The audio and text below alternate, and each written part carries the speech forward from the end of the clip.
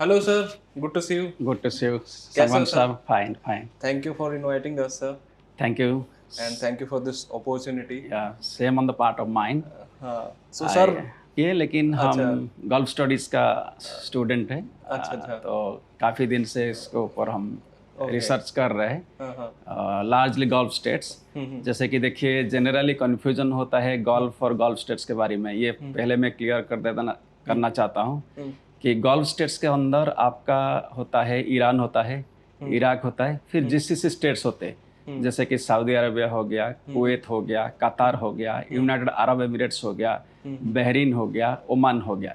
लेकिन ये जो सब अरब गल्फ स्टेट्स है इंक्लूडिंग इराक, लेकिन ईरान जो है पर्शियन गल्फ स्टेट है, ओके, तो इसलिए एक बहुत बड़ा डिफरेंस है ये। ओके।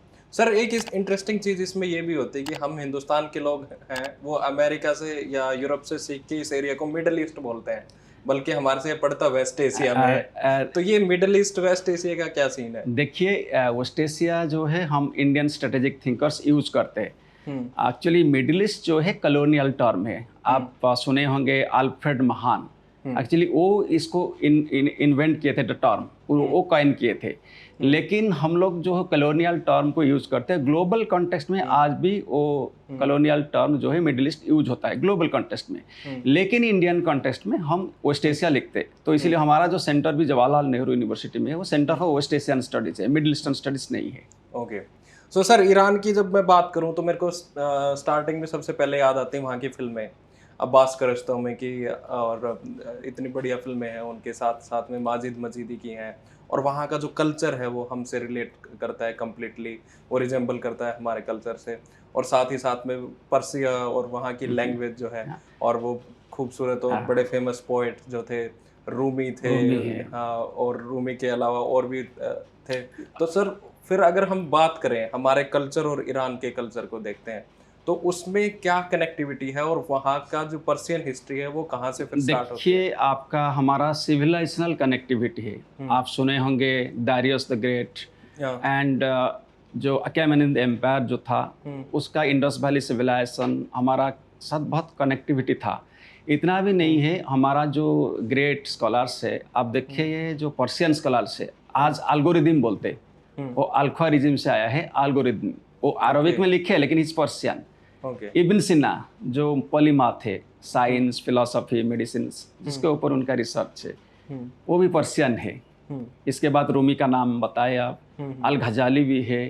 तो हमारा जो ट्रांसमिशन ऑफ नॉलेज था फ्रॉम इंडियन सब कॉन्टिनेंट टू पर्शिया, तो हम डीपली कनेक्टेड है। लैंग्वेज देखिए आप, हम इंडिया में बहुत लैंग्वेज यूज करते हैं, हिंदी में, उर्दू में, इवन हमारा लोकल ओरिया लैंग्वेज में हम पर्शियन टर्म काफ़ी यूज़ करते हैं, क्योंकि Persian was the court language. जैसे थानेदार हो गया, शहर हो गया, बंदर हो गया मतलब पोर्ट, सिटी को शहर बोलते हैं, सीना हो गया, कई चीज़ें हैं जो आदमी, हाँ, आदमी से लेके बहुत कुछ चीज़ है जो कि आपका पूरा सिस्टम, आपका जो है से लीगल सिस्टम देखिए, वकील हो गया, तो सारा जो एंटायर सिस्टम, एडमिनिस्ट्रेटिव सिस्टम बोलिए, लीगल सिस्टम बोलिए, कल्चरल सिस्टम हमारा बहुत ही स्ट्रांगली इंटर रिलेटेड है। तो इस्लाम तो आप देखिए बाद में आया 7th सेंचुरी में, लेकिन इससे पहले प्री इस्लामिक सिविलाइजेशन था। तो वो प्री इस्लामिक सिविलाइजेशन में इंडिया और पर्शिया बहुत ही इंटरकनेक्टेड थे कल्चरली। तो मेरे ख्याल से हमारा कल्चरल जो रिलेशनशिप आज का नहीं है, ये थाउजेंड्स ईयर्स का है, मिलेनिया बोल सकते। ओके। तो सर उस टाइम में जैसे साइरस द ग्रेट थे, जिन्होंने साइरस सिलेंडर भी 539 बीसी में निकाला था, और 540 से 330 तक उनका जो राज था, तो उस वक्त में जो प्री इस्लामिक टाइम पे भी ईरान के ऊपर अलग अलग लोगों ने राज किया था, और उनका एक रेजिस्टेंस भी रहता था कि वो किसी के गुलाम ना होने वाला, गुलाम नहीं बनेंगे। आप देखेंगे उनका जो ह्यूमन राइट्स का भी जो है साइरस द ग्रेट का, तो इवन वो बोलते थे कि कंकर्ड भी आप करते तो उनका भी ह्यूमन राइट्स को रेस्पेक्ट करना चाहिए। तो काफ़ी हमारा जो है उनका मतलब पुराना रिलेशन है, और वो भी काफ़ी चैलेंजेस फेस किए हैं, एक्सटर्नल पावर्स का भी अटैक हुआ है, सिर्फ अरब्स का नहीं है, इसके पीछे आप दूसरे भी अलेक्जेंडर ग्रेट का भी बात देख सकते हैं। फिर they survived the challenges and continued as a civilization. Okay. तो सर फिर मॉडर्न कॉन्फ्लिक्ट कब से होना उनका स्टार्ट हुआ है? अगर हम ये एंग्लो पर्शियन वाली ऑयल कंपनी की बात करें या उससे पहले, वो क्या है, वो थोड़ा सा देखिए सिर्फ समझाइए। एंग्लो पर्शियन ऑयल कंपनी का बात नहीं है, हम्म आप इसको समझना पड़ेगा कि ये कॉन्फ्लिक्ट कब से शुरू हुआ। हम्म देखिए आप एक अगर हिस्ट्री का स्टूडेंट होंगे तो मालूम पड़ेगा हम्म कि जो 1891 में एक टोबाको रिवोल्यूशन हुआ था ईरान में। क्यों हुआ था? क्योंकि वहाँ में टोबाको प्रोड्यूस होता था और पूरा जो फार्मर्स टोबाको के ऊपर डिपेंड करते थे, वो इकोनॉमिक लाइवलीहुड था। लेकिन उस टाइम में जो शासक थे ईरान का, वो थे नासिरुद्दीन शाह कजार। उन लोग वो क्या किए ना, ब्रिटिशर्स को, उनका नाम मेजर टालबॉट है, उनको लीज पे दे दिए। तो उसमें ईरानियंस का काफ़ी प्रोटेस्ट हुआ था क्योंकि इनका रोजी रोटी को छीना जा रहा था, स्ट्रॉन्ग प्रोटेस्ट। तो वो प्रोटेस्ट में देखिए एक यूनिक कॉम्बिनेशन हुआ था। एक है कि आपका जो मर्चेंट क्लास को बोलते हैं बाजार इन ईरान, इसके बाद क्लर्जी जो रिलीजियस एस्टैब्लिशमेंट जो है 1891 से आप शुरू कर सकते हैं। इसके बाद में 1906 में आपका कॉन्स्टिट्यूशनल रिवोल्यूशन शुरू हुआ। इसके बाद पार्लियामेंट्री डेमोक्रेसी मजलिस सिस्टम आया 1906 में। इसके बाद अगर देखेंगे फिर एंग्लो पर्शियन जो ऑयल कंपनी है 1909 में फिर इनको दिया गया ब्रिटिश को। जब ब्रिटिश को दिया गया था उस टाइम में देखिए जो percentage of revenue mostly 84% British का, 16% आपका ईरान को मिलता था। वह एक एक्सप्लॉयटेशन था। एक्सप्लॉयटेशन से British officers and British personal वो बहुत ही ऐश करते थे, लग्जरियस लाइफ लेते थे। लेकिन जो आम आदमी ईरान का, they were in poverty state of mind. वो लोग को क्या किया गया था ना, बहुत ही मतलब जो है कि डिफ़िकल्ट सिचुएशन में गुजरना था। तो इसीलिए ये जो कन्फ्लिक्ट है, a conflict between the colonial power vis a vis the local identity, native identity का बहुत बड़ा कन्फ्लिक्ट था। इसीलिए आप देखिए जब मोसाद्देक आए पावर में, मोहम्मद मोसाद्देक 1951 में उसको नेशनलाइज कर दिए, इसको नेशनल ईरानियन ऑयल कंपनी कर दिए। करने के बाद क्या हुआ, उसका ब्रिटिश जो ऑयल और इकोनॉमिक इंटरेस्ट, कॉलोनियल इंटरेस्ट के ऊपर डायरेक्ट थ्रेट हुआ। जब हुआ वो क्या किया ना, CIA के साथ मिलके वो लोग मोसाद्देक को एक कू करके हटा दिए। फिर उस टाइम में शाह को ज़्यादा पावर दे दिए। तो उसके बाद में शाह क्या किए ना, व्हाइट रिवोल्यूशन लाए। व्हाइट रिवोल्यूशन लाने के बाद वो काफ़ी मॉडर्नाइजेशन भी किए हैं, वुमेन लिबरेशन में तो काफ़ी किए हैं। लेकिन वो जो ज़मीन छीन लिए लैंडलॉर्ड से, उसको दे दिए जो गांव का, विलेज का, शहर का जो हेडमैन है। लेकिन उसमें भी ठीक से लॉपसाइडेड डेवलपमेंट था। तो उसमें क्लर्जी बाजार बहुत नाराज थे। अच्छा, जब नाराज थे तो ये क्लर्जी और बाजार मिल के क्या किए ना, आपका शाह का अगेंस्ट में रिवोल्यूशन लॉन्च कर दिए। और उसका लीडर थे आयतुल्लाह खोमेनी, जो कि 1979 में सक्सेसफुल हुआ। फिर शाह ने रेजिम छोड़ के चले गए। तो इसीलिए 1979 रिवोल्यूशन जो शुरू हुआ, ये बेसिकली शाह का अगेंस्ट में, you can say economic injustice, economic under development, the gap between the rich and the poor. इसके बाद वो बोलते कि मतलब ओशनाइजेशन हो जाता, जबरदस्त हो गया था। सो उसको ओशनाइज करना चाहते थे, इस्लामाइजेशन लाना चाहते थे। तो वो सारा आइडियोलॉजिकल कॉन्फ्लिक्ट से ये एमर्ज हुआ। फिर इसके बाद में आपका आयतुल्लाह खोमेनी पावर में आ गए 79 से 1989 तक। इसके बाद आयतुल्लाह अली खामेनेई बात पे 1989 से 2026 तक जो उनका कैपिटेशन हुआ था by the American and Israeli strike. ये है actually inter historical background of this revolution. Sir, इसमें इंटरेस्टिंगली मैं जिमी कार्टर की बात करना चाहूँगा। जब वो कहते हैं कि ईरान जो है वो एक आइलैंड ऑफ स्टेबिलिटी है इस पूरे एरिया में, और वो शाह को एक मजबूत नज़र से देखते हैं। और उस वक्त शाह जो थे वो एक तरीके से वेस्टर्न आइडियाज़ भी वहाँ पे लेके आना चाहते थे। पर मिचेल फुको जब वहाँ पे जाते हैं 1979 में, तो वो एक पॉलिटिकल फिलोसफी की बात करते हैं। और वो कहते हैं कि लोग यहाँ पे रेवोल्यूशन के लिए अपनी जान देने तक को तैयार हैं, पर वो चेंज चाहते हैं।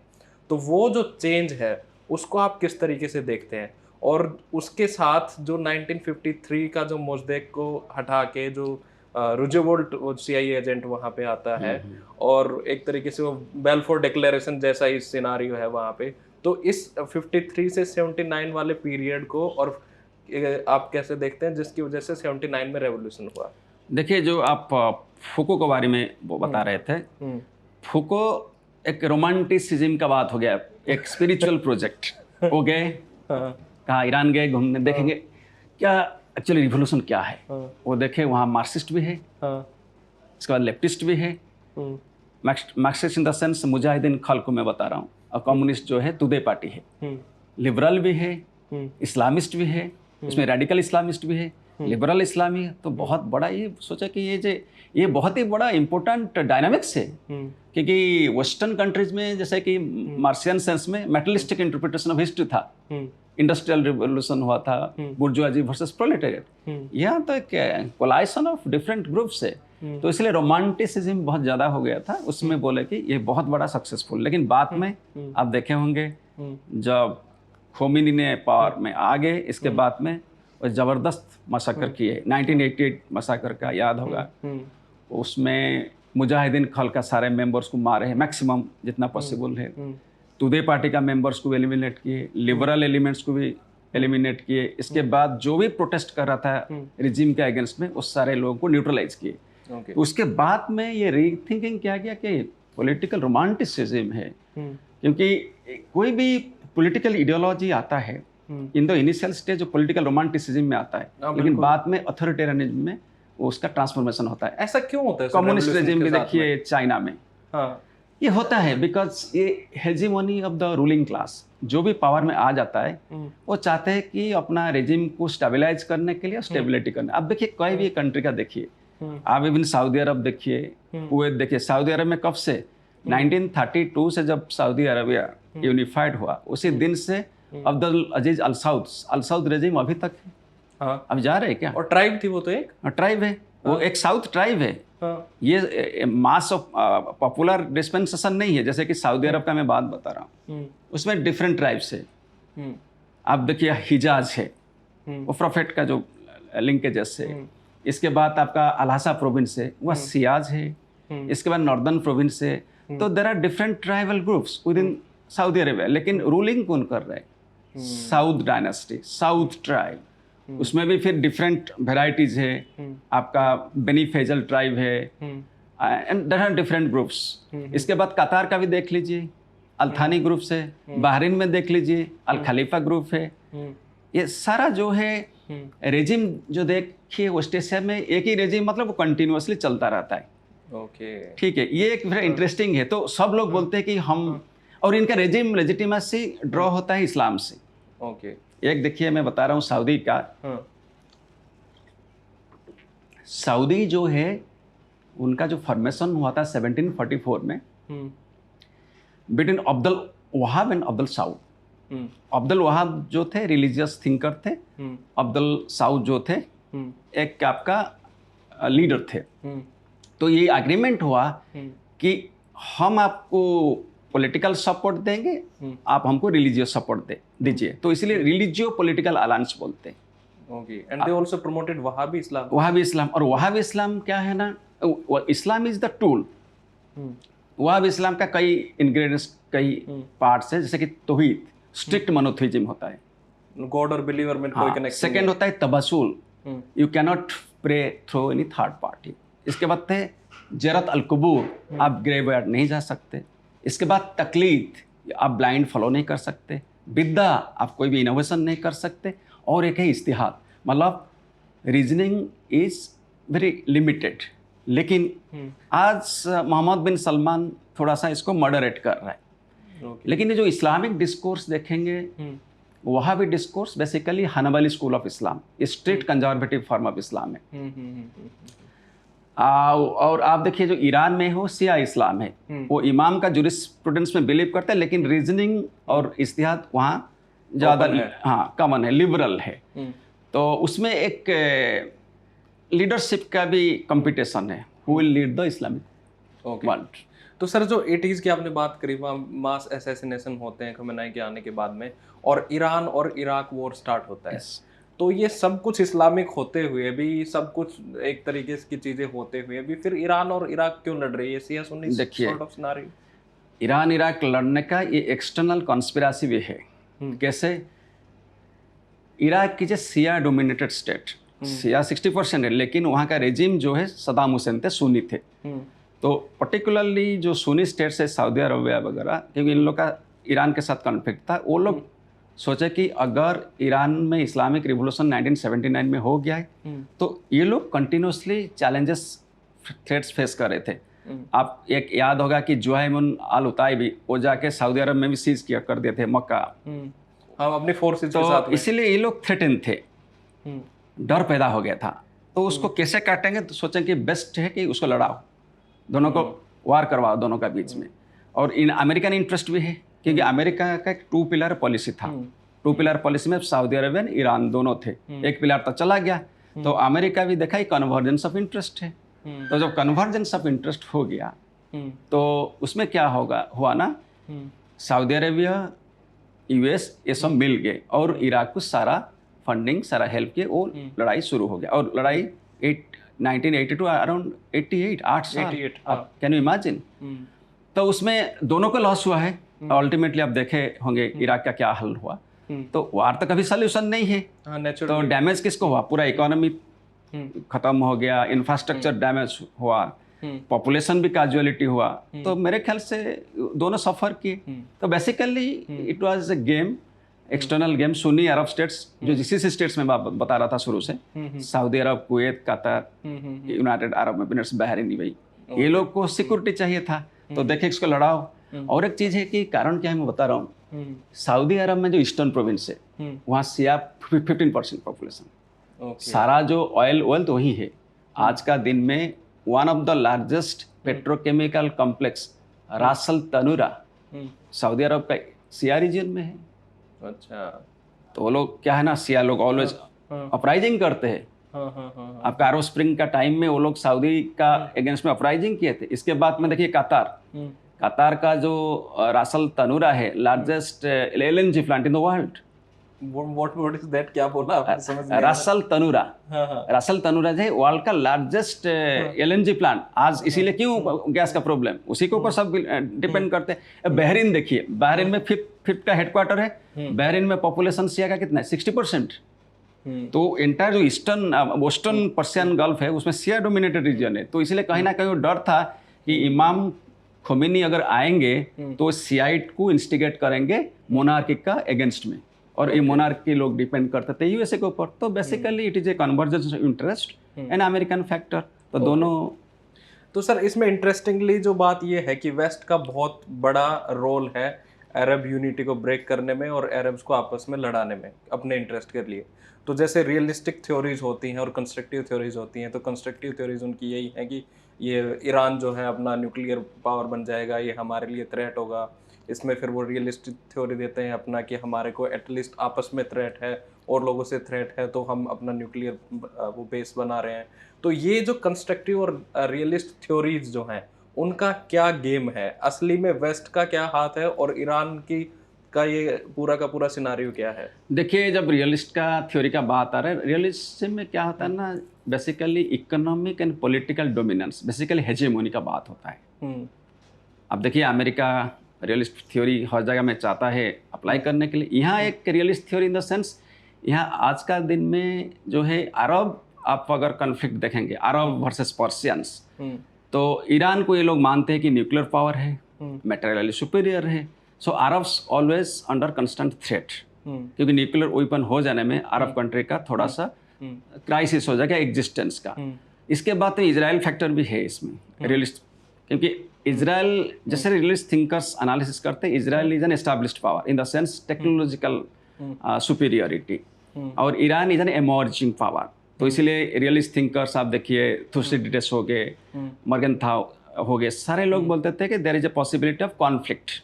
और कॉन्फ्लिक्ट का बात करते हैं between the established power and the emerging power, इसको बोलते हैं थुसिडिडस ट्रैप। इसके अलावा आपका जो रियलिस्ट पैराडाइम यह बेसिकली है कि मेटलिस्टिक कॉन्फ्लिक्ट है, लेकिन आप इसको सिर्फ रियलिस्ट एंगल से नहीं देख सकते। ओस्टेशिया कॉन्फ्लिक्ट जो है वो एक्चुअली कंस्ट्रक्टिविस्ट लेंस से देख सकते हैं। जैसे कि इसका यू नो दैट कि जो थिंकर्स बेसिकली है निकोलास ओनुक वगैरह एंड अलेक्जेंडर वेन वगैरह, कि ये जो मिडिल ईस्ट का कॉन्फ्लिक्ट हम भी यूज कर रहे हैं, general popular but West Asian conflict in Indian context. तो बेसिकली जो है कॉन्फ्लिक्ट क्या है ना, ये ईरान और इस्लामिक जो रेस्ट ऑफ द कंट्री सुन्नी शिया कॉन्फ्लिक्ट है। अगेन हाँ, रियलिस्ट का, because constructivist theory basically believe करता है the ideological factors, cultural factors, identity factors, the conflict through और the lens of identity, culture, इसी को लिया जाता है। तो उसमें क्या है ना, एक सुन्नी शिया कॉन्फ्लिक्ट है। तो इसी हिसाब से सऊदी और rest of the gulf states and Arab states, Persian, Iran के साथ ये आता है कंस्ट्रक्टिविस्ट पैराडाइम। इसके साथ और एक चीज़ है इजराइल के साथ, वो बहुत बड़ा है, क्योंकि इजराइल का एग्जिस्टेंस को शियाइट ईरान मानता नहीं है। उनका है कि they believe in the destruction of the Zionist regime, not even the state. क्योंकि और उनका क्या है ना, वो Zionist particularly they have been suffering from this Holocaust syndrome, क्योंकि हम लोग को मारा गया था, नरसंहार कर गया था, हम अपना एग्जिस्टेंस को बचाएंगे। तो वो लोग ओरिड है कि अपना एग्जिस्टेंस, और ये लोग जो है अपना आइडियोलॉजिकल आप बोल सकते हैं, रिलीजियस लाइन्स बोल सकते हैं। तो एक कॉन्फ्लिक्ट को एक्चुअली देखते हैं। इसके बाद में ईरानियन कई लीडर्स भी स्टेटमेंट दिए हैं एंटी इजराइल। तो इसीलिए दो बौद्ध थियरीज आप देखिए, रियलिस्ट थियरी और कंस्ट्रक्टिविस्ट थियरी, दोनों अप्लाइड है। लेकिन मेरे ख्याल से आज का जो प्रॉब्लम है वो बेसिकली आप देख सकते हैं कंस्ट्रक्टिविस्ट लेंस से। It is basically ethno religious lines, अंदर में नहीं बोलते लेकिन अब मेटरलिस्टिक बोलते हैं, लेकिन रियल है। प्रॉब्लम आज का दिन में Israel, Iran, Palestine versus Israel क्या है, it's basically constructivist on the fault lines of this particular interest. या तो सर अगर मॉडर्न डे की बात करें तो जो अभी जो कॉन्फ्लिक्ट हो रहा है, और ये 12 डे वॉर से जब स्टार्ट हुआ जून के अंदर में, जो बैलिस्टिक मिसाइल्स इजराइल के ऊपर दागी गई, और उसके बाद खमेनी की डेथ हुई अमेरिकन इजराइल मिसाइल्स में, तो इसको अभी आज के प्रेजेंट दौर में युद्ध की स्थिति को आप किस तरीके से देखते हैं? देखिए, खमेनी का डेथ हो गया, ये युद्ध तो मेरे ख्याल से अनलेस अगर इंटरनेशनल लेवल में, अगर जैसे इंडिया हो गया, रूस हो गया, चीन हो गया, लाइक माइंडेड नेशंस अगर नहीं आएंगे, वो कॉन्फ्लिक्ट रिजोल्यूशन नहीं हो पाएगा। ऑब्जेक्टिव क्या था ईरान का, कि हम प्रिवेंट करेंगे ईरान का न्यूक्लियर इंफ्रास्ट्रक्चर को, एनरिचमेंट को, टू कंटेन, और है कि बैलिस्टिक मिसाइल्स को, और उनका जो एक्सेस ऑफ रेजिस्टेंस को वीकेंड करेंगे। इसके बाद रेजिम चेंज करेंगे। क्या रेजिम चेंज हुआ? नहीं हो पाया। क्योंकि कारण क्या है ना, देखिए क्यों ईरान में रेजिम चेंज नहीं हो पाया। ईरान का रेजिम सिंगल इंडिविजुअल के ऊपर नहीं होता है, इसको मल्टीलैड स्ट्रक्चर बोलते हैं, बहुस्तरीय प्रतिष्ठान और व्यवस्था बोल सकते। उसमें धार्मिक संस्थान है, गणतांत्रिक संस्थान है, इसके बाद आपका सैन्य संस्थान है, इसके बाद डीप स्टेट इंस्टीट्यूशंस भी है। अब देखिए, जो धार्मिक संस्थान है, particularly religious institutions, clerical establishment, आपका विलायत फ़कीह है, सुप्रीम रिलीजियस लीडर। इसके बाद में आप कई है, जैसे कि शुराए निगाहबन होता है, काउंसिल ऑफ गार्जियंस होता है, 12 मेंबर बॉडी, वो बहुत ही पावरफुल है। इसके बाद आपका है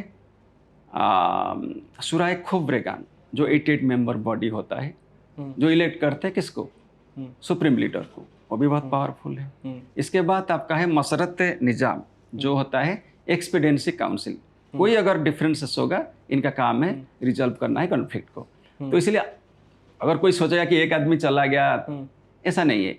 ये जो क्लरिकल एस्टैब्लिशमेंट काफ़ी वाइड स्प्रेड है। इसके बाद देखिए सेकेंड फैक्टर IRGC, जो सिपाही पसदरन इस्लामी बोलते हैं, इस्लामिक रिवोल्यूशनरी गार्ड कोर, उसमें कई विंग्स होते हैं।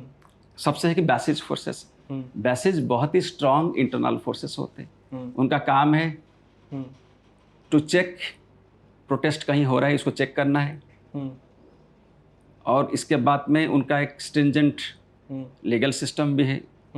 इसके बाद अलकुड्स है, जो एक्सटर्नल विंग है, उनका काम है एक्सटर्नली फंडेड यूनिट्स, जैसे हिजबुल्लाह हो गया, कातैब हिजबुल्लाह हो गया, कहाँ इराक में, हिजबुल्लाह हो गया आपका लेबनान में, हूथी अंसार अल्लाह हो गया यमन में, ऑल्सो हमास गाजा में, यमन में अंसार अल्लाह जो हूथीज बोलते हैं। तो इन लोग का काम है इडियोलॉजिकल सपोर्ट करेंगे प्लस मेटेरियल सपोर्ट भी करेंगे। तो मैं बता रहा हूँ इनका how strong they are, how regime change is difficult. तो इसी हिसाब से अलकुद से इसके बाद में बुनियाद होता है, बुनियाद वो है बुनियाद का मीनिंग है पर्शियन लैंग्वेज में आपका चैरिटेबल ऑर्गेनाइजेशन। ओके। उसका काम क्या है, वार में जो डेथ हो जाता है, मर जाता है, उसको रिहेबिलिटेशन करना है, वेलफेयरिज्म करना है, गरीब लोग को हेल्प करना है। लेकिन प्रैक्टिकली क्या होता है ना, IRGC का जो कमांडर्स होते हैं वो रिटायर्ड कमांडर्स और डायरेक्टर्स होते हैं बुनियाद का, और IRGC का 30 to 40% कंट्रोल रहता है बुनियाद इकोनॉमी में। आपका रियल एस्टेट देखिए, पोर्ट इंफ्रास्ट्रक्चर देखिए, तो कहीं ना कहीं अगर आप देखेंगे ये सारे चीज़ें, there is a deeper political security and economic linkages. और इसके बाद जो लेटेस्ट आया है कि डिसेंट्रलाइज्ड मोजाइक जो डॉक्ट्रिन होता है इनका, उनको बोला गया कि आपको अगर एक इंडिविजुअल ख़त्म हो जाता है और पूरा कमांड स्ट्रक्चर ख़त्म हो जाता है, आपका कम्युनिकेशन स्ट्रक्चर कोलैप्स करता है, तो आपको ठोकना है। तो आपको ठोकना है, तो ठोक रहा है। तो वो 31 प्रोविंसेस में है। कहाँ? आपका उत्तर में जो है गिलाग प्रोविंस है, माजांदरान है, फिर आप देखिए ईस्टर्न साइड में आपका जो है सिस्तान बलूचिस्तान है, फिर खुरासान है, north Khorasan, south Khorasan. Western में कहाँ है? North western Azerbaijan, eastern Azerbaijan है, फिर खुजिस्तान है, फिर जो सेंटर में आपका मेन है सिराज हो गया, इस्फान हो गया, कोम हो गया, फिर इधर बंदर अब्बास और चाबार। हर जगह में इनका काम है, बोल दिया गया है विकेंद्रीकृत, जो बोलते हैं विकेंद्रीकृत, मतलब डिफेंस का जो मंत्र होता है कि मारने के लिए ठोको, तो ठोक रहे हैं। तो इसीलिए ये जो सिस्टम आप देख रहे हैं। पर सर इसमें इंटरेस्टिंग क्वेश्चन मेरा ये है कि क्या ये बात अमेरिका को नहीं पता? देखिए अमेरिका, उन्होंने सीधा मिसाइल नहीं, अमेरिका मैं बता रहा हूँ चेंज हो जाएगा। अमेरिका का नहीं, अमेरिका का कैलकुलेशन इसमें गलत हुआ है, क्योंकि अमेरिका सोचा कि we are the superpower, हमारा पास बम्बर्स है, मिसाइल्स है, डिफेंस मिसाइल्स है, बहुत ऑफेंसिव डिफेंसिव। हमारे पास थर्ड है, पैट्रियट है, कौन हिम्मत करेगा हमको अटैक करने के लिए। लेकिन वो मिस कैलकुलेशन हो गया। क्यों? क्योंकि ईरान इस बीच में काफ़ी डेवलप कर लिया है मिसाइल्स एंड ड्रोन्स में। आप आज का दिन में जो ड्रोन पावर देखेंगे, ईरान का number 4th in the world. First USA, second China, third Russia, 4th Iran. तो ईरान ने सुपरसोनिक मिसाइल्स भी डेवलप कर लिया। कई मिसाइल सिटीज़ है।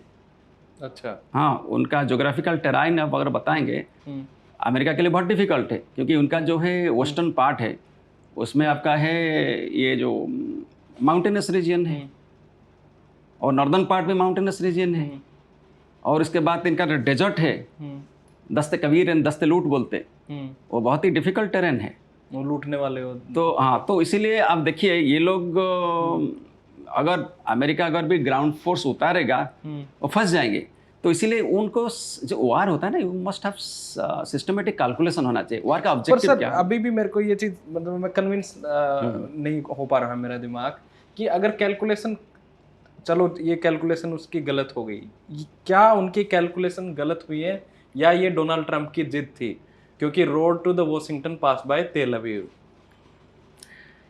ये प्रेशर, हाँ, ये तेल अवीव का भी प्रेशर था, एंड अमेरिका का इजराइल लॉबी का भी प्रेशर था। तो आप देखेंगे जो इनका एंटी काउंटर टेररिज्म चीफ भी यस्टरडे रेजिग्नेशन दिए हैं कि बोले कि Trump entered into this war with pressure from Israel lobby and United America. तो बात ये है कि जिद भी है।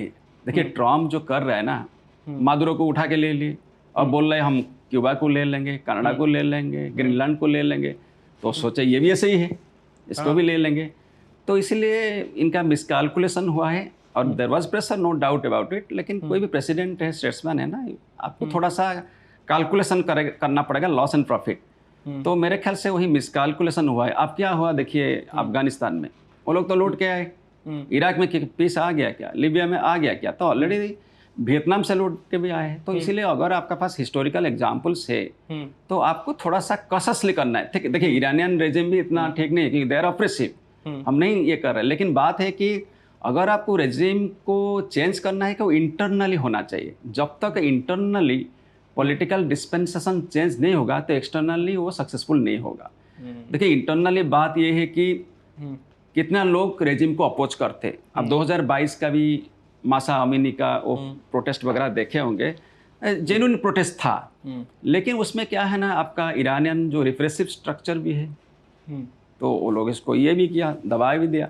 तो इसलिए अगर आपको रियली कंट्रोल करना है, डेमोक्रेटिक एक इंडिजिनस डेवलपमेंट इंस्टीट्यूशन करना है, तो मेरे ख्याल से इंडिजिनसली इसको ग्रो करना चाहिए। एक एग्जांपल दे रहा हूँ, वहाँ भी कई तरह का एथनिक ग्रुप्स है, कुर्दिश है, आज़ेरी भी है, माजंदरानी है, गिलाकी है, हजारा सियावी है, बेलोच है, तो डिफरेंट इथनिक आइडेंटिटीज। ऐसा नहीं 62% होगा मैक्सिमम जो फारसी, रेस्ट आर डिफरेंट। तो फिर भी वहाँ क्यों मतलब जो ईरानियन सीजिम प्रिवेल कर रहे हैं, क्योंकि ये जो अटैक हुआ ना, उसमें जो शहादत वाला फिलोसफी, मार्टरडम ज़्यादा फैल गया। ओके। तो वो एक्चुअली जो छोटा मोटा जो भी इनका अंदर में गुस्सा था प्रोटेस्ट करने के लिए, वो दब गया, वो एंटी अमेरिकनिज्म बढ़ गया, एंटी जायनिज्म बढ़ गया, कंसोलिडेशन मतलब हो गया। इसके बाद जो शहादत फिलोसफी, मार्टरडम फिलोसफी घुस गया। अभी ये लोग एंटी अमेरिकनिज्म का नाम में लड़ रहे और इमाम खामेनेई जिंदाबाद बोल रहे। तो इसीलिए आपको नहीं लगता सर कि फिर तो ये शहादत की उनकी जो ये फिलोसफी है, ये शहादत की फिलोसफी खामेनेई ने खुद जानबूझ के अपनाई है, डेलिब्रेशन? हाँ, ये तो एक one of the cassette revolution वगैरह आप देखेंगे, मार्टरडम फिलोसफी वो लोग यहाँ से नहीं, वो इमाम हुसैन अली से लिए है वो फिलोसफी। इमाम हुसैन अली से लिए, जब बैटल ऑफ करबला, जब उमायद डायनेस्टी में जब याजिद ऑफिसर था, तो वो फाइट किए थे इमाम हुसैन अली उनके साथ में। इमाम हुसैन अली को मारा गया था बैटल ऑफ करबला। तो उसी से वो ये करते, लिंक करते कि शहादत in the sense we should fight against the officer. तो इनका फिलोसफी है, तो वो सोचते हैं कि यूनाइट्स अमेरिका जो है ऑफिसर है, तो हम लोग ऑफिसर के अगेंस्ट में फाइट करेंगे। तो इसीलिए इस टाइप का जो शहादत वाला फिलोसफी ज़्यादा मजबूत हो गया। आपको क्या लगता है, खामेनेई का क्या लगता है आपको? क्योंकि एक नेचुरल सी बात है कि वो अपने घर में बैठा है, तो उसको तो ये तो पता ही होगा कि भाई घर तेरा यहाँ है, तू बैठा है, तो सबको पता है यहाँ तेरा घर है, तो इजीली तेरे को कोई भी मिसाइल से मार सकता है। तो क्या उसने भी यही चीज़ शहादत वाली फिलोसफी अपनाई जानबूझ के? नहीं, नहीं, 87-88 साल का हो गया यार। नहीं, वो देखिए, वो इसको नहीं मानता हूँ, क्योंकि रीजन देखिए, वो सिर्फ खामेनेई का बात नहीं, अली लारिजानी जो स्ट्रेटेजिक थिंकर है, नेशनल सिक्योरिटी काउंसिल का चीफ है, उनको मार दिए कल, मैंने जो अमेरिकन रिपोर्ट से। इसके बाद ईरान टीवी भी मान लिया है। इसके बाद में आपका IRGC कमांडर को मारे हैं, कासिम सुलेमानी को मारे हैं, अलकुद का चीफ। इसके बाद डिफेंस मिनिस्टर को भी मारे हैं, 40 कमांडर्स को भी मारे हैं। तो मेजर लोग को मार चुके हैं। इवन देयर आर रिपोर्ट्स कि जो नए आयतुल्ला है मुश्तबा खामेनेई, इनको भी अटैक हुआ है और इंजर्ड पोजीशन में है। There are reports. पर सर ऐसी बातें नेतन्याहू के बारे में भी है। हाँ, वो तो है, लेकिन वो रिपोर्ट्स में हम बिलीव नहीं करेंगे। जो हकीकत है, जो हमारा पास में रिपोर्ट है कि 40 जो कमांडर्स मारे गए थे, इंक्लूडिंग आयतुल्ला अली खामेनेई। तो मेरे ख्याल से ऐसा नहीं कि जानबूझ के मरेंगे। इनका इंटेलिजेंस ऑर्गेनाइजेशन जो मोसाद काफ़ी स्ट्रांग है, मोसाद CIA मिल के, मेरे ख्याल से इंटरनल भी कुछ सप्लाई हो रहा है इन्फॉर्मेशन ईरान का साइड से नेचुरली। तो इसीलिए ये लोग सक्सेसफुल हुए। आप देखिए, मैं तो सोचा कि शायद अली लारिजानी जो बच जाएंगे, लेकिन अली लारिजानी थिंक टैंक है इनका, मेनली स्ट्रेटेजिक का वो स्ट्रेटेजी सारे वही बनाते थे, उनको ख़त्म कर दिए। वो बहुत बड़ा लॉस है ईरान स्टेट क्राफ्ट के लिए। तो इसीलिए वो जानबूझ के नहीं है, इसका एक्चुअली मारा गया है जॉइंट ऑपरेशन में। तो सर, हिंदुस्तान की डिप्लोमेसी ईरान के प्रति वो आप कैसे देखते हैं? हमने तो हमारे प्राइम मिनिस्टर ने या लीडर ने कोई कंडेम भी नहीं किया उनकी डेथ को, खामेनेई की। और आप ये देखेंगे जो पहलगाम अटैक हुआ था, ईरान ने उसको कंडेम किया था। और साथ ही साथ में, पर इंटरेस्टिंग बात ये भी थी कि उनकी जो प्री शेड्यूल्ड विजिट जो पाकिस्तान की थी, वो उस दिन पाकिस्तान गए भी थे, पर हमारे वाले तो फॉरेन सेक्रेटरी 3 दिन बाद एम्बेसी में जाके श्रद्धांजलि मैसेज तो लिखा, पर हमारे प्राइम मिनिस्टर ने उन्होंने नहीं किया। तो इंडिया की डिप्लोमेसी अरब और ये वेस्ट एशिया और पर्टिकुलरली ईरान के प्रति किस तरीके से बदल? देखिए, मैं इस नज़रिए से देखता हूँ, हमारा फॉरेन सेक्रेटरी विक्रम मिस्री गए थे, कॉन्डोलेंस मैसेज वहाँ दिए हैं, और ईरान का फॉरेन मिनिस्टर के साथ हमारा फॉरेन मिनिस्टर का रेगुलर बातचीत होता है। प्राइम मिनिस्टर नरेंद्र मोदी भी बातचीत किए हैं ईरानियन प्रेसिडेंट पेजेश्कियान साहब के साथ for regional piece and development. लेकिन एक चीज़ बताता हूँ, ईरान का पोजीशन, इंडिया का पोजीशन क्या है। India believes in the principle of strategic autonomy and multi alignment. क्योंकि रीजन क्या है ना, एक चीज़ है कि हमारा गल्फ कंट्रीज इक्वली इम्पोर्टेंट। आज का दिन में 90 लाख इंडियंस है। कहाँ आपका UAE हो गया, टोटल मिला के मैं बता रही हूँ। UAE तो आप देखेंगे उसमें 40 लाख इंडियंस है। यूएई हो गया, कतार हो गया, कुवैत हो गया, ओमान हो गया, सऊदी अरब में इंडियन डायस्पोरा बहुत ही और एक्सपार्टिट्स बोलते सिग्निफिकेंट रोल प्ले करते।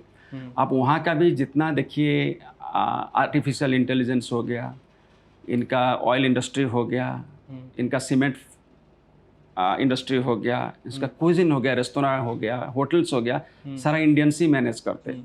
ईसुपल्ली साहब देखेंगे आप, जो है केरला से हो गया। इसके बाद आपका आज़ाद मुपेन हो गया, वहाँ जो बहुत ही बड़ा मेडिकल इंफ्रास्ट्रक्चर है। इसे बहुत लोग हैं जो कि ऐसे एजुकेशन इंफ्रास्ट्रक्चर हो गया, सारा हमारा स्टेक है। इसीलिए हमारा जो फॉरेन एक्सचेंज भी आता है, remittance more than $50 billion from gulf countries. तो गल्फ कंट्री के साथ हमारा बहुत ही स्ट्रॉन्ग रिलेशंस है। उसके बाद हम लोग भी चाहते हैं कि आईमे कॉरिडोर को डेवलप करने के लिए India middle east Europe economic corridor, जो मुंबई और फुजाइरा दे के, सऊदी अरब दे के, हाइफा पोर्ट दे के पूरा एंटायर यूरोप को कनेक्ट करेगा। और इसीलिए हमारा गल्फ के साथ एक स्ट्रेटेजिक, एक जियो इकोनॉमिक रिलेशंस है। इसके बाद और एक चीज़ देखिए कि जो हमारा जो स्ट्रेटेजिक कम्युनिकेशन, जो इंटरनेट हम बात करते हैं, इसका मेन जो हब फुजाइरा में है। आप देखिए जो India middle east west Europe internet connectivity हो गया, और एशिया अफ्रीका यूरोप कनेक्टिविटी हो गया, वो जो अब मुंबई देख रहा है, सिंगापुर देख रहा है, हांगकांग देख रहा है, फुजाइरा देख रहा है, वो सारा जो वेल कनेक्टेड है। तो हमारा वो भी इंटरेस्ट है। और आपका जो जितने भी है बड़ा बड़ा इंटरनेशनल ऑर्गेनाइजेशंस, फेसबुक हो गया, माइक्रोसॉफ्ट हो गया, गूगल, उसका रीजनल हेडक्वार्टर भी दुबई में है। इसके बाद आज का दिन में देखिए क्रिकेट, आपका जो इंटरनेशनल क्रिकेट काउंसिल का हेडक्वार्टर कहाँ है? दुबई में है। तो हमारा जो है मल्टी अलाइंड है, और हम वाइड स्प्रेड है, डीपली इंटरेस्ट है गल्फ कंट्री के साथ। तो हम गल्फ कंट्रीज़ को नाराज़ नहीं कर सकते, क्योंकि कंटिन्यूसली गल्फ कंट्रीज़ को नाराज़ नहीं कर सकते आप, इजराइल को नाराज़ नहीं कर सकते। इजराइल के साथ हमारा स्ट्रेटेजिक कोऑपरेशन है, टेक्नोलॉजिकल कोऑपरेशन है, particular missiles technology, drone technology, drip irrigation technology.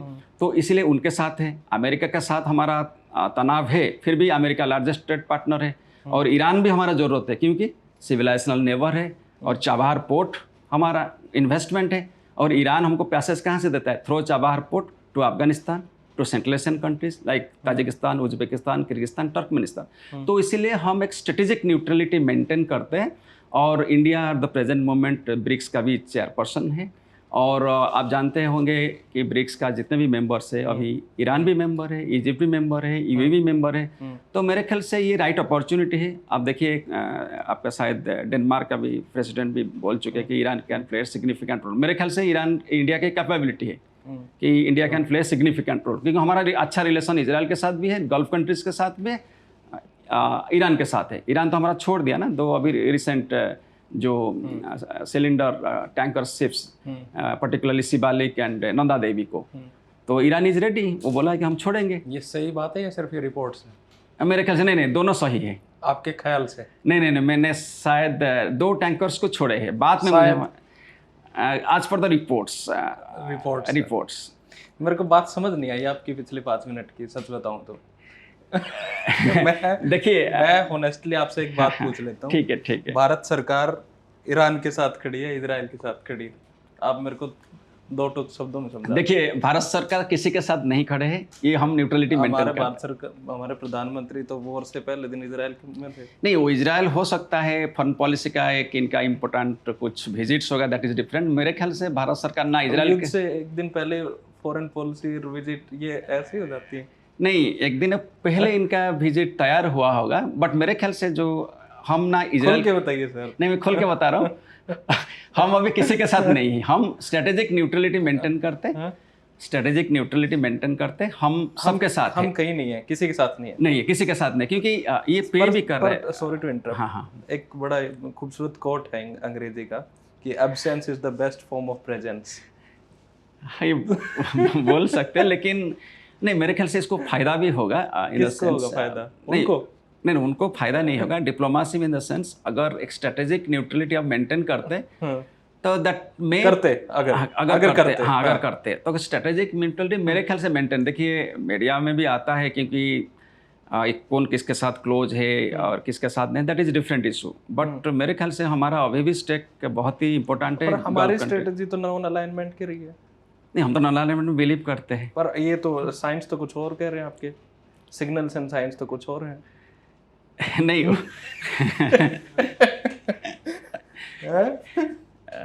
वो एक्चुअली वो तो बात बता रहे हैं आप, कितने लेकिन दिन और बाकी आपके रिटायरमेंट के?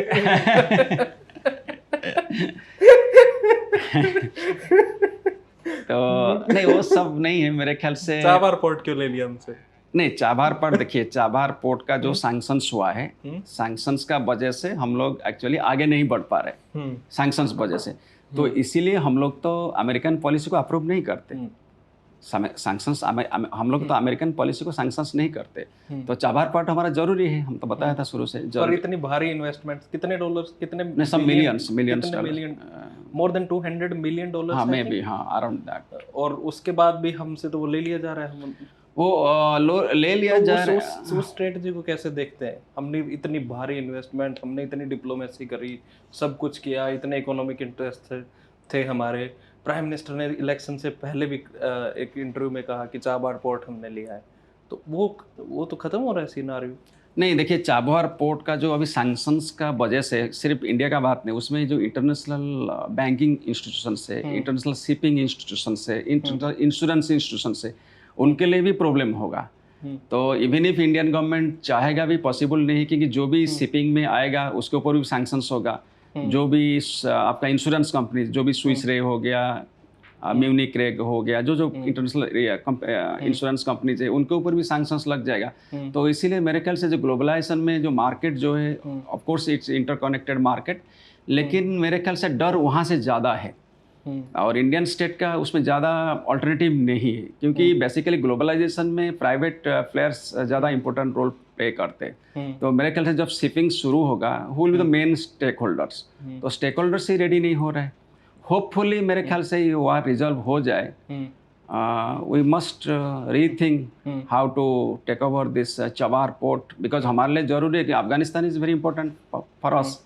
अफगानिस्तान के लिए हमारा डायरेक्ट एंट्री नहीं है लैंड रूट में। 80 किलोमीटर दूर ग्वादर पोर्ट भी है, जो कम्प्लीटली चाइना ने लिया है। तो वो सिर्फ ग्वादर को भी काउंटर करने के लिए। तो basically Chabahar is strategically, economically important for अस।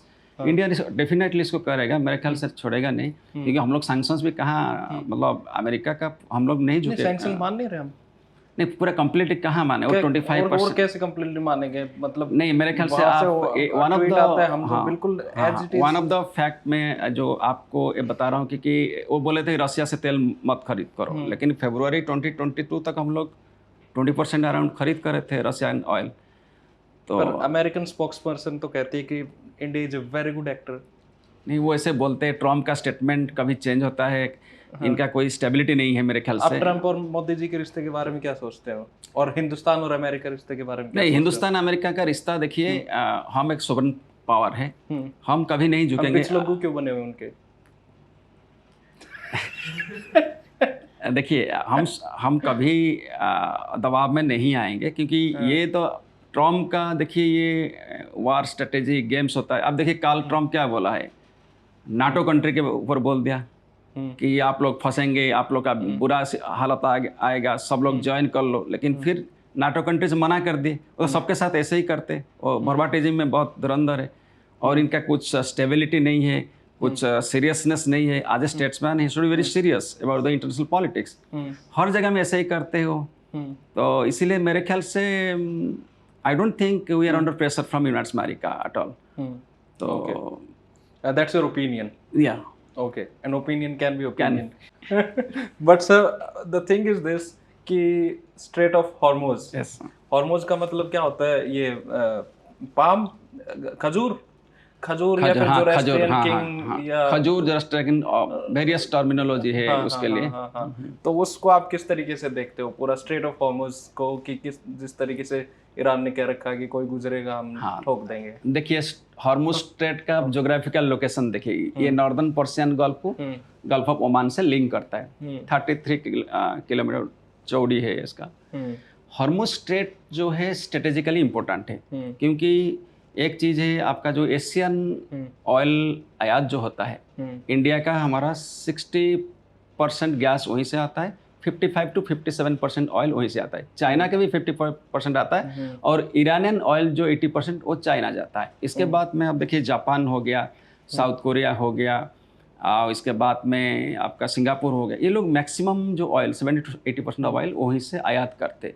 तो इसीलिए एनर्जी सिक्योरिटी के लिए आपका strategic state of Hormuz is very important. लेकिन उसमें क्या है ना, अभी वार का चक्कर में वो बंद पड़ा है, मतलब they are not allowing most of the ships. तो इसमें ईरान का जो है मंत्र है स्ट्रेटेजिकली असिमेट्रिक वारफेयर, क्योंकि हॉर्मुज स्ट्रेट का अंदर में ये लोग सबमराइन ड्रोन्स भी रखा है, जो कि आपको याद होगा इराक का बसरा में वो अटैक किए थे। इसके बाद इनके पास स्वार्मिंग ड्रोन्स होता है, जो झुंड में आते हैं। ड्रोन्स आएंगे झुंड में आके, चिड़िया जैसे झुंड में आता है, झुंड में आके टिड्डी के जैसे, हाँ, अटैक करके चले जाएंगे। तो उसके पास इनके एंटी सबमराइन जो है मिसाइल्स वगैरह है। तो मेरे ख्याल से ईरान का जो स्ट्रेटेजी है स्टेट ऑफ हॉर्मुज में, बेसिकली ये चोक पॉइंट को इकोनॉमिकली कंट्रोल करने में वो अमेरिकन एंड वेस्टर्न इकोनॉमी के ऊपर दबाव पड़ेगा, ऑलरेडी हो चुका है। अब देखिए जो रसिया का जो गैस है, सॉरी जो आपका यूरोपियन गैस का पहले क्या था, वो डिपेंड करते थे रसिया के ऊपर। अगर नॉर्थ स्ट्रीम 1 याद होगा, नॉर्थ स्ट्रीम 2 सब पाइपलाइंस था। इसके बाद में आपका ब्रदरहुड पाइपलाइन, उसमें सप्लाई और इम्पोर्ट होता था, एक्सपोर्ट होता था। तो बाद में क्या होना, अमेरिकन सेम सैंक्शंस। आप बता रहे थे इंडिया का बात, देखिए European Union very powerful, they are the traditional centres of power, obviously वो मान गए। लेकिन अभी क्या हुआ ना, ट्रम्प बोल दिया। ट्रम्प बोलने में थोड़ी होता है गैस ले लो, उसका ले लो, ऐसे नहीं होता है। तो वो लोग जो है 15% अराउंड कतार का गैस लेते थे, तो अभी वो भी प्रॉब्लम में है। तो हॉर्मुज स्ट्रेट इसीलिए एशियन कंट्रीज के भी सिर्फ नहीं है, वो यूरोप के लिए है। तो अगर हॉर्मुज स्ट्रेट बंद होता है, उस सप्लाई चेन के ऊपर जबरदस्त इम्पैक्ट होगा। ओके, अब देखिए सप्लाई चेन में कुछ 2-3 बताना चाहता हूँ। एक पेट्रोकेमिकल सप्लाई चेन तो ऑलरेडी अफेक्टेड है। इसके बाद एग्रो सप्लाई चेन, आपका जो इंडिया और चीन का 80 to 90% ऑफ मतलब जो है, मतलब गल्फ का जो आयात होता है 80 to 90%, वो कहाँ से जाता है? इंडिया चाइना से। Basmati rice, pulses, buffalo meet, क्योंकि बिरयानी होता है ना, बहुत ही इंपॉर्टेंट फूड। तो बिरयानी के लिए मसाला चाहिए और बासमती राइस चाहिए, मीट चाहिए। तो ईरान, मेरे को एक और चीज भी याद है कि जो बहुत हम हाई एक्सपोर्ट करते हैं, आप उसका जवाब नहीं दोगे। बीफ भी तो एक्सपोर्ट करते हैं हम। मैंने भी चेक किया है फैक्ट, तो चिकन तो जाता है, लेकिन बुफालो मीट लिखा हुआ है। तो वो दूसरी कंट्रीज को भेजते हाँ, हैं। तो और सेकेंड फैक्टर में आता हूँ, जो है आपका ये एग्रो सप्लाई चेन है, टी भी जाता है। इसके बाद में आपका फार्मास्यूटिकल्स, इंडिया एक लीडर है आपका फार्मास्यूटिकल चेन में, पर्टिकुलरली आपका वैक्सीन एंड जेनेरिक मेडिसिन में, क्योंकि उसमें कुछ पेट्रोकेमिकल प्रोडक्ट्स का यूज होता है। हाँ, और उसमें भी बंद पड़ा है। तो ये इंडियन इकोनॉमी के लिए चैलेंज सिर्फ नहीं है, वो गल्फ कंट्री के सब सर्वाइवल के लिए। इसके बाद आपका जो ऑटोमोबाइल्स है, 2000 हुंडई कार्स वो स्टैंडर्ड था, क्यों नहीं जा पा रहे। ये ऑटोमोबाइल सेक्टर का भी चैलेंज है, जैसे कि आपका सैमसंग हो गया, ओप्पो हो गया, यहाँ नोएडा में सारा है। India is the second largest producer, third largest exporter है, वो भी बंद पड़ा है। इसके बाद में आपका वो इंटर सप्लाई चेन देखिए, फिर आपका वहाँ से जो आता है यूरिया वगैरह, वो भी देखिए कैसे अफेक्ट करता है आपका एग्रो हॉर्टी सेक्टर, फर्टिलाइजर्स वगैरह। तो आप देखेंगे जो सप्लाई चेन है, जो कॉम्प्लेक्स प्रोसेस, ये इंटरकनेक्टिविटी है ना। आप नहीं बोल सकते कि ये सिर्फ मेरा है, इंडिपेंडेंट है। यू हैव टू डिपेंड, जो डिपेंडेंसी सप्लाई चेन है।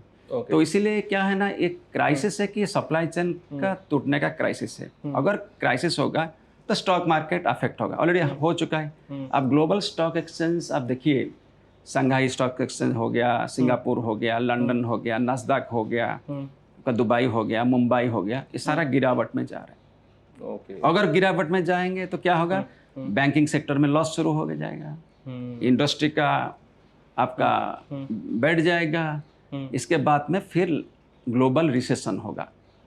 आप इसको लिंक कर सकते हैं 1929 का ग्लोबल इकोनॉमिक रिसेशन जब हुआ था, आपको याद होगा 1929।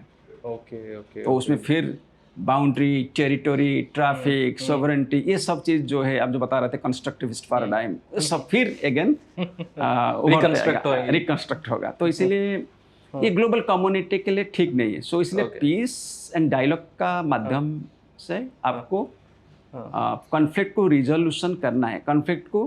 पर जो अभी जो सुप्रीम लीडर हैं ईरान के, वो तो कहते हैं मेरे को तो करना ही नहीं है, तब हाँ, इनका पीस वगैरह, पीस की बात करने वाला तो मार दिया आपने। वो बात क्यों नहीं करना चाहते कि अभी यूएस का पोजीशन इतना स्ट्रांग नहीं है, तो इसीलिए ईरान अब भी जो बात करेगा they will speak from the position of strength. वो बोलेंगे कि ये करना हम लोग एनपीटी मेंबर हैं, हमारा न्यूक्लियर एनरिचमेंट करेंगे। कैसे करेंगे? जितना भी मतलब permissible unit, medicinal purpose, electricity के लिए करेंगे। वो बोलेंगे कि हम अपना बैलिस्टिक मिसाइल्स को कंटिन्यू करेंगे, क्योंकि ये क्या है ना, ये सोवरेनिटी एंड टेरिटोरियल इंटीग्रिटी के लिए ज़रूरत है। वो बोलेंगे कि शियाइट मुस्लिम वर्ल्ड को हम सपोर्ट देंगे, और ये फिर बार्गेन करें कि रिपेरेशन देना है, जितना भी वार डैमेज हुआ है इसका रिपेरेशन दो। इसके बाद ये भी एक कंडीशन रख सकते हैं कि मिडिल ईस्ट में जो बेसेस है, जैसे कि आलुदैद बेस है, सबसे बहुत बड़ा एयर बेस है कतार में यूएस का। आपका 5th फ्लीट का हेडक्वार्टर कहाँ? मनामा में है। प्रिंस सुल्तान एयरबेस कहाँ है? सऊदी अरब में है। इसके अलावा अल्दाफ्रा एयरबेस कहाँ है? यूएई में। ये बोलेंगे सारे एयरबेस आप हटाओ यहाँ से, भागो। ये भी एक बार्गेन होगा। इसके बाद बोलेंगे कि इंटरनेशनल गारंटी दो कि आप लोग फ्यूचर में वार नहीं करेंगे। तो ये मुझे लगता है ये लोग हार्ड बार्गेन करने का एक्सेप्ट होंगी ये चीज़ें? नहीं, वो एक्सेप्ट नहीं करेंगे। तो और ईरान का स्ट्रेटेजी मैं बता रहा हूँ शुरू से कि एसिमेट्रिक वारफेयर है। वो लोग एसिमेट्रिक वारफेयर में कंटिन्यू करेंगे, क्योंकि शुरू से ये क्या किए। सर आसान भाषा में बता दीजिए प्लीज एसिमेट्रिक वॉरफेयर को। विषम युद्ध बोलते हैं, मैं बता देता हूँ। वगैरह मैं बता देता हूँ। एसिमेट्रिक वार क्या होता है ना, एक होता है स्ट्रॉन्गर पावर, एक वीकर पावर। जैसे कि ईरान को मालूम है कि हमारा जो है मिलिट्री कैपेबिलिटी, नावल कैपेबिलिटी और मिसाइल कैपेबिलिटी, जो भी कैपेबिलिटी हम मैच नहीं करते अमेरिका के साथ, क्योंकि हमारा जो है डिफेंस बजट $8 बिलियन है, उनका $800 बिलियन से, तो हम लोग मैच नहीं करते। तो इसलिए हम एसिमेट्रिक मतलब जो विषम युद्ध को अपनाएंगे। क्या है, हम लोग क्या करेंगे ना, जैसे चोक पॉइंट का बात बताया, गरिला वारफेयर हो गया, हिट एंड रन टेक्निक हो गया, स्वार्मिंग ऑफ ड्रोन्स हो गया। इसके बाद और एक है कि हम कम रेट का, दाम का पुराना मिसाइल्स, कम रेट का ड्रोन मार के उनका जो डिफेंसिव मिसाइल्स को खत्म करेंगे, ताकि वार का जो इकोनॉमिक कैलकुलेशन जो है काफ़ी मतलब हाईली इम्बैलेंस्ड हो जाएगा। मैं एग्जांपल दे रहा हूँ कि ईरान का जो ड्रोन जा रहा है वो है 18 लाख रुपीज़। 18 लाख। उनका जो थर्ड डिफेंसिव मिसाइल्स है वो 35 करोड़। तो शुरू से क्या कहना, कम पैसा का ड्रोन और मिसाइल्स मारते मारते उनका सारा डिफेंस सिस्टम खत्म कर दिए। तो अभी इनको न्यू प्रोडक्शन करना है, टाइम भी लगेगा। अभी ईरान बोल रहा है कि हमारा पास में सुपरसोनिक मिसाइल से हम यूज करेंगे। तो इसलिए एसिमेट्रिक वार में जो इजीली में जब ये है कि एनिमी का जो वीकर एनिमी का जो इंटरेस्ट होता है कि मैक्सिमम इकोनॉमिक डैमेज करो, साइकोलॉजिकल प्रेशर डालो ओपोनेंट के अगेंस्ट में। ओपोनेंट जितने भी पावरफुल हो, सस्टेन्ड डैमेज, सस्टेन्ड इंजरी इसको बोलते हैं। ऐसा नहीं कि खत्म हो जाए एक दिन, सस्टेन करो इसको। हल्का बोट में आएंगे, शिप जा रहे, गोली मार के चले जाएंगे, हो गया। 10,000 20,000 खर्चा होगा, लेकिन आप उड़ा देंगे मिलियंस लाखों का। तो इसीलिए एसिमेट्रिक स्ट्रेटेजी है कि मेनली वार का कि वीकेंड करो और उसका। सर दूसरा ये डी डॉलराइजेशन की बात हो रही है, ईरान पर्टिकुलरली उस चैनल को भी ओपन कर रहे हैं, तो इसको आप कैसे देखते हैं? डी डॉलराइजेशन का मैं बात बता रहा हूँ, जानना जरूरी है। हाँ, अभी सब बता रहे हैं कि डी डॉलराइजेशन, लेकिन इसका बात अभी नहीं है। ये भी 1974 से शुरू हुआ, क्योंकि जब ब्रिटेन इंस्टीट्यूशन हुआ था 1945 में, ब्रिटेन वुड्स इंस्टीट्यूशन, उसमें डिसाइड हुआ कि डॉलर को इंटरनेशनल करेंसी करेंगे और उसका अगेंस्ट में आपको गोल्ड डिपॉजिट करना पड़ेगा। तो गोल्ड बैक्ड डॉलर हो गया। लेकिन आप देखे होंगे वियतनाम वार हो गया, उसमें अमेरिका का काफ़ी लॉस हुआ। इसके बाद में क्या हुआ ना, 1971 के बाद में ब्रिटिश पर्शियन गल्फ छोड़ के चले गए। अब देखिए 1971 में ही यूएई स्टेट एस्टेब्लिशमेंट हुआ। सिमिलरली कतार हो गया, बहरीन। तो ब्रिटिश 1971 तक वहाँ दबदबा था। इसके बाद में जब अमेरिका एंट्री किया तो अमेरिका सोचा तो अच्छा चीज़ है, तो उसमें हम क्या करेंगे ना, मतलब बिना कुछ खर्चा करके ग्लोबल सुप्रीमेसी रखेंगे डॉलर का। कैसे होगा? तो वो लोग क्या किया ना, गोल्ड को डीलिंग करके पेट्रो डॉलर के साथ लिंक कर दिया। मतलब डॉलर जो है पेट्रोलियम के साथ लिंक होगा। जो भी पेट्रोलियम बेचेगा, जो भी खरीद करेगा, वो डॉलर में खरीद करेंगे। तो जब पेट्रो डॉलर हो गया तो उसमें क्या है ना, अमेरिकन इकोनॉमी को काफ़ी ह्यूज मतलब बेनिफिट हुआ, क्योंकि आर्टिफिशियल डिमांड हो गया। आपके पास तो है ही नहीं गोल्ड, लेकिन आप क्या है ना आर्टिफिशियली डिमांड कर दिए, बिना मतलब में मुफ्त में आ गया। आपके सारे लोग डॉलर्स में कन्वर्ट कर रहे हैं। उसके बाद डॉलर आप कहाँ डिपॉजिट करेंगे? आप अमेरिकन बैंक्स में करेंगे। उसका इंटरेस्ट किसको आएगा? यूएसए के पास आएगा। फिर आप अमेरिका का जो है ट्रेजरी बॉन्ड भी खरीद करेंगे, बोलेंगे डॉलर से स्टेबल है। फिर इसका बेनिफिट किसको? अमेरिकन इकोनॉमी को जाएगा। जब बेनिफिट्स जा रहे हैं उसमें फिर किसको जाएगा benefits? Then arms industrial military complex आ जाएगा। मतलब क्या है ना, फिर आर्म्स बनाएंगे, फिर बेचेंगे किसको? कतार को बेचेंगे, कुवैत को बेचेंगे, ओमान को बेचेंगे, इजिप्ट को बेचेंगे, जोर्डान को बेचेंगे, जरूरत पड़ने दूसरे कंट्री को बेचेंगे। अब देखिए, बिना पैसा खर्चा करके तेल से पैसा आ रहा है, आयात होता है, निर्यात होता है, लेकिन सारे जो है कहाँ डिपॉजिट होता है? सारा बॉन्ड्स में, डिपॉजिट में, शेयर में। उसका जो प्रॉफिट यूएसए मिल गया, वो लोग फिर क्या किया ना, उसी को आर्म्स बना के इधर बेच दिया, फिर उसको प्रॉफिट में कन्वर्ट किया। तो इसलिए अमेरिका का जो है मेन है डॉलर का हेजेमनी को मेंटेन करना है, दबदबा। Dollar as a global currency, उनको वो जो आर्टिफिशियल जो आता है इनकम, तो उसमें अमेरिका चाहता है कि अपना ग्लोबल सुप्रीमेसी को मेंटेन करने के लिए। लेकिन ये क्या हुआ ना, अभी रिसेंटली देखिए, जो आपका चाइना, उनका वन है। चाइना का जो BRI प्रोजेक्ट है, इसका दो है, लैंड कॉरिडोर है, सी कॉरिडोर है, बेल्ट एंड रोड इनिशिएटिव है। China Central Asia West Asian economic corridor भी है। चाइना का जो साउथ जो है आपका जो मैरीटाइम सिल्क रोड कॉरिडोर भी है, वो सारा पोर्ट को जोड़ रहा है, दुकुम पोर्ट से लेके जिबूटी तक। तो चाइना का वहाँ काफ़ी मतलब जो है अभी प्रेजेंस है in terms of technology, in terms of trade, in terms of investment and development. और अभी जो है गल्फ कंट्रीज चाहते हैं कि इकोनॉमिक डाइवर्सिफिकेशन करने के लिए। तो इसलिए उनका सोवरेन फंड काफ़ी इंपॉर्टेंट है। सऊदी सोवरेन फंड हो गया, यूएई सोवरेन फंड हो गया, कतार सोवरेन फंड हो गया। तो वो लोग भी इन्वेस्टमेंट आजकल एशिया में करते। और चाइना क्या करता है ना, जो भी वहाँ इन्वेस्टमेंट करता है, ये करता है सारा, वो वन में शुरू कर दिया है।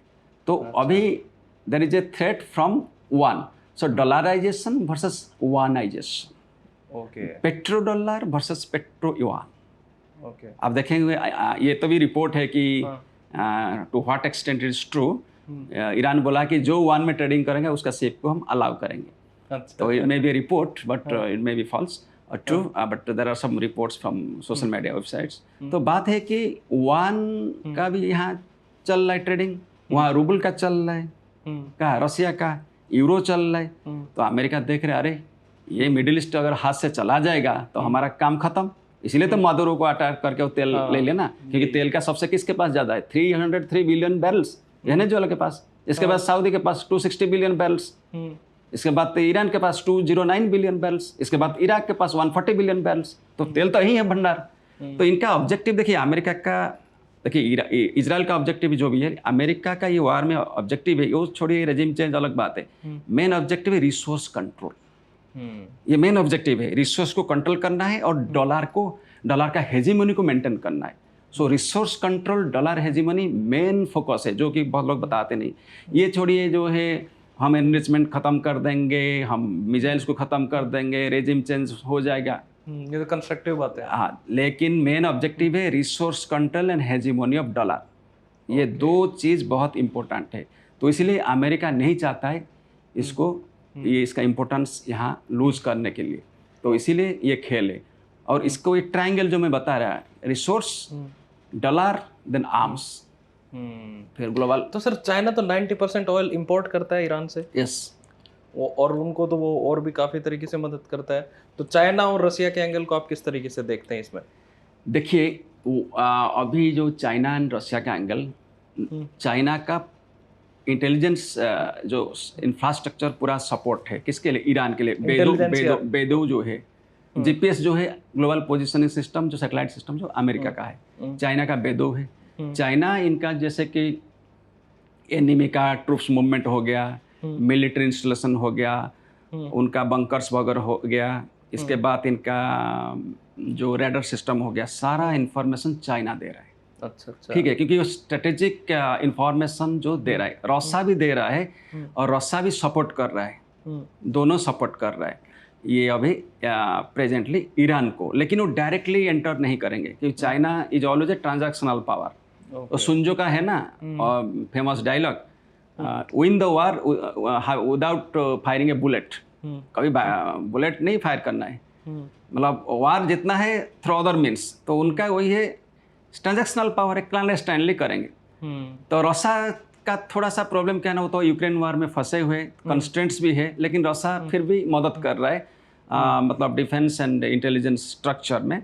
और उसके बाद में यहाँ देखिए वार में फायदा तो भी उन लोग के भी है, क्योंकि कारण क्या है ना, रसा का देखिए ऑयल एंड गैस, उसके लिए सैंक्शंस लगा हुआ था।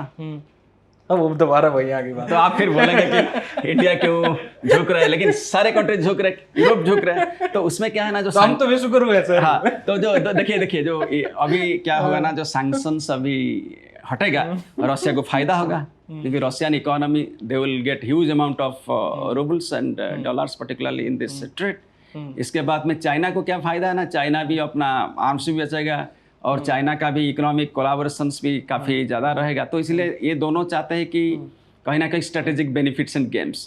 तो मेरे ख्याल से देखिए ये सब तो इंटरनेशनल पॉलिटिक्स में होता है, अपना अपना geostrategic games, geoeconomic games, लेकिन अल्टीमेटली हमको क्या चाहिए, अपने इकोनॉमिक वेलफेयर, नेशनल इंटरेस्ट। तो नेशनल इंटरेस्ट, कभी कभी national interest plays a paramount role, क्योंकि आप इसको रिजेक्ट नहीं कर सकते। तो नेशनल इंटरेस्ट में है या नहीं है हमारे वाले, या नुकसान क्यों करवा रहे हैं नेशनल इंटरेस्ट? ये जो है ट्रम्प का जो है बात, ट्रम्प तो पूरा ग्लोबल अनार्की ला रहा है ना, बाप बना हुआ है पूरी दुनिया का। नहीं, पूरा वो ग्लोबल अनार्की। आप देखिए वो सबको धमकी मार दिया ना, अब नाटो को सारा धमकी मार दिया। आप बताए कनाडा को बोल रहा है 51st स्टेट, बोले डेनमार्क ले लेंगे क्योंकि ऊपर से बर्फ पिघल रहा है ना, जो आपका जो ऊपर में नॉर्थ में ग्रीनलैंड में, तो वहां भी लेना चाहता है। क्यूबा को भी धमकी दे दिया है, सबको तो धमकी दे रहा है, मेक्सिको भी दे रहा है। पर ये तो कुछ नहीं है, इनके जो बड़े बड़े प्रेसिडेंट्स हैं, हम तो उनके भी खिलाफ खड़े हो गए थे। नहीं, हम लोग देखिए ये नहीं कि हम प्रो ट्रम्प है, नॉट एट ऑल। मेरे ख्याल से आप देखिए जो मीडिया डिबेट्स देखिए, इसके बाद पॉलिटिकल डिस्पेंसेशन का डिफरेंट क्वार्टर्स देखिए, ऑफिशियल स्टेटमेंट अलग है, बट मेरे ख्याल से nobody supports president Donald Trump. मैं तो सर इस बात की हैरानी है कि वो बंदा ये तक कह देता है कि मैं चाहूँ तो नरेंद्र मोदी का राजनीतिक हाँ, वो तो गलत, हाँ नहीं, वो तो गलत है। देखिए एक सोवरेन स्टेट, और उस पे हमारे तरफ से कोई नहीं, देखिए सोवरेन स्टेट का हेड है, इस टाइप का बयानबाजी नहीं करना चाहिए। We strongly condemn that kind of statement कि ऐसे ही बोलते हैं, उनका जो स्ट्रेटेजी है ऐसे ही बोलना है। तो इसलिए इंडियन प्राइम मिनिस्टर अपना हिसाब से काम करेंगे। चलो सर छोड़ो, लेट इट भी उनके ऊपर है। दो चीजें और रह गई, फिर एक दो ये क्वेश्चन करेंगे। एक तो सर अब्राहम अकॉर्ड जो है, और एक जीसीसी जो है, जो गल्फ वाला जो काउंसिल उन्होंने बनाई हुई है, इन दोनों के ऊपर आपका क्या ओपिनियन है? अब्राहम अकॉर्ड, देखिए अब्राहम अकॉर्ड का जो मेन ऑब्जेक्टिव था, इसका मेन था कि बेसिकली जो गल्फ स्टेट्स है, आपका देखिए बहरीन हो गया, आपका यूएई हो गया, और सारे कंट्री को लाना है और एक इजराइल के साथ आपका नॉर्मलाइजेशन करना है। लेकिन अब्राहम अकॉर्ड में आपका बहरीन आ गया, इसके बाद यूएई आ गया, मोरक्को आ गया, इसके बाद में आपका सूडान आ गया। सो इसका बेसिकली नॉर्मलाइजेशन ऑफ रिलेशंस है, किसके साथ? आपका इजराइल के साथ।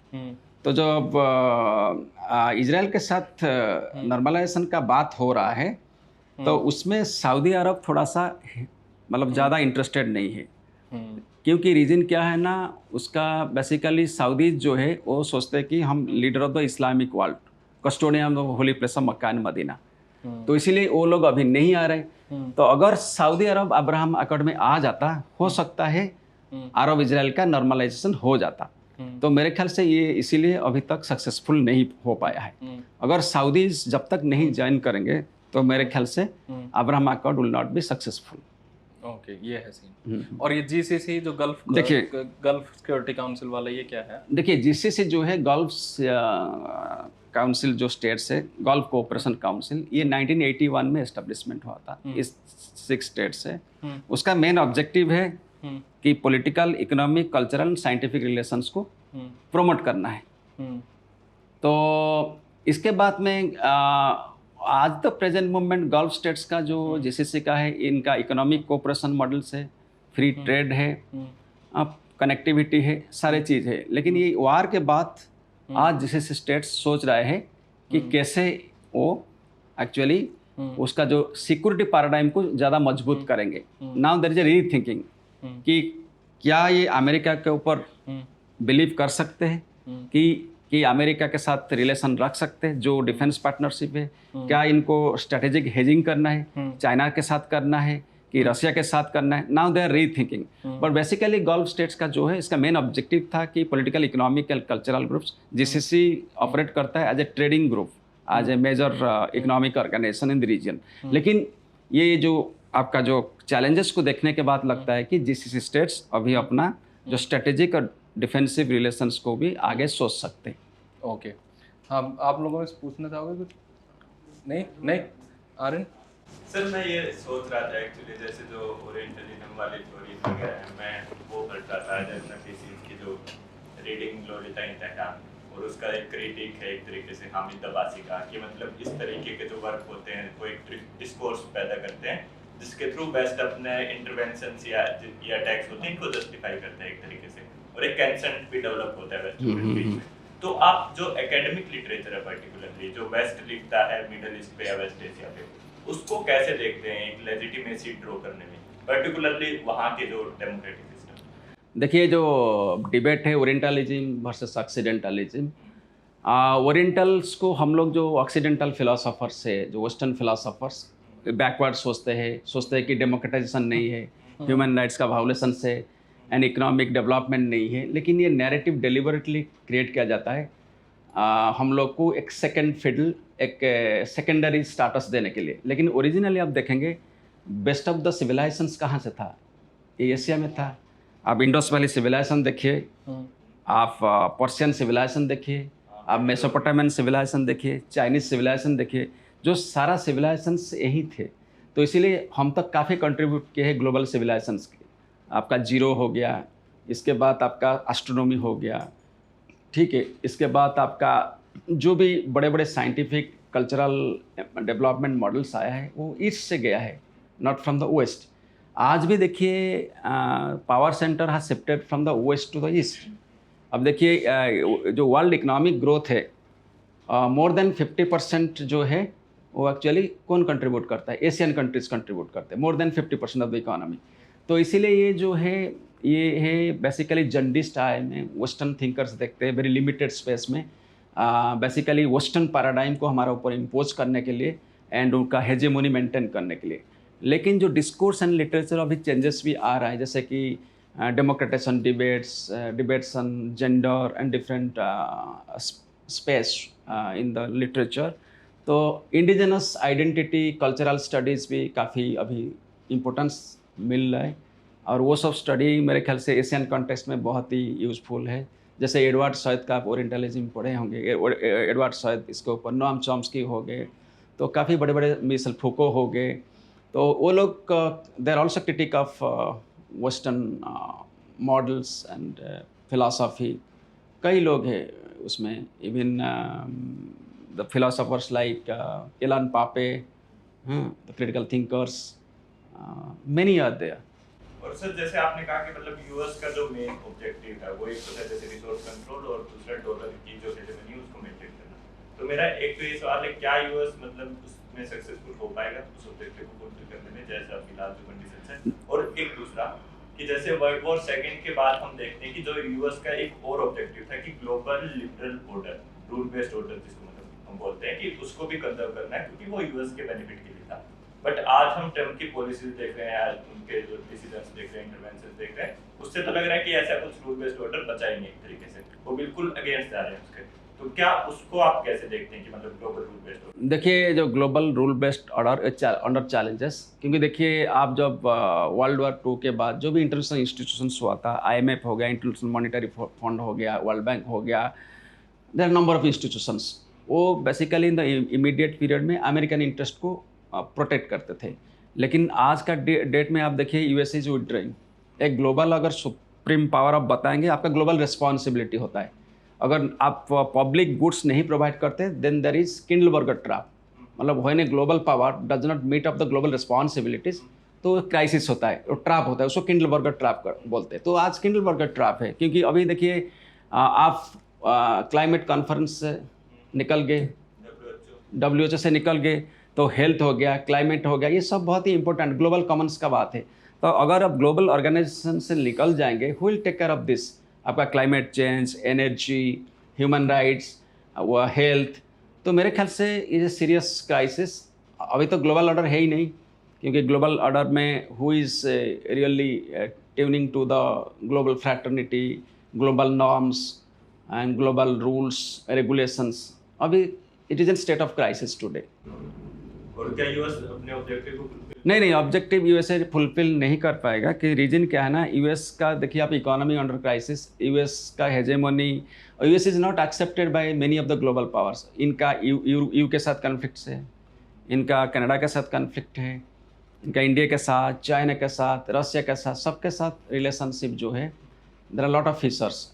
तो मेरे ख्याल से यूएसए में lose its global supremacy in future.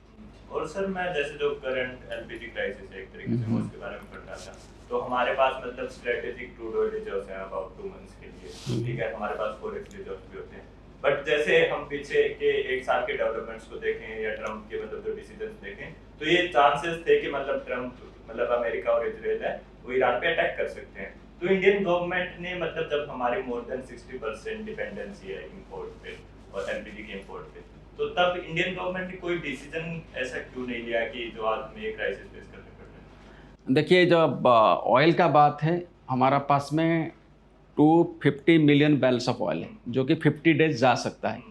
और अल्टरनेटिव क्या है ना, हम रशिया से ले रहे हैं, चेन्नई व्लादिवोस्टोक जो कॉरिडोर है उसका थ्रू में हम लोग पारादीप जो है सेकेंड लार्जेस्ट पेट्रोकेमिकल कॉम्प्लेक्स है वो विशाखापट्टनम, उसमें हम सप्लाई कर सकते हैं। ऑयल का प्रॉब्लम नहीं होगा, लेकिन प्रॉब्लम है गैस में। गैस में क्या है ना, हमारा एलएनजी प्लांट्स नहीं है, मतलब जो एलएनजी प्लांट बहुत ही लिमिटेड होता है ग्लोबल स्फीयर में, लेकिन हमारा सिर्फ एलएनजी स्टोरेज है। कहाँ? दहेज में है, गुजरात में है, फिर इसके बाद मुंड्रा में है, फिर उड़ीसा में धामरा में है, और कोच्चि में है केरला में। तो एलएनजी स्टोरेज फैसिलिटी ज़्यादा नहीं है, तो मैक्सिमम 15 to 20 डेज तक हमारा जो गैस कंजप्शन कर सकते।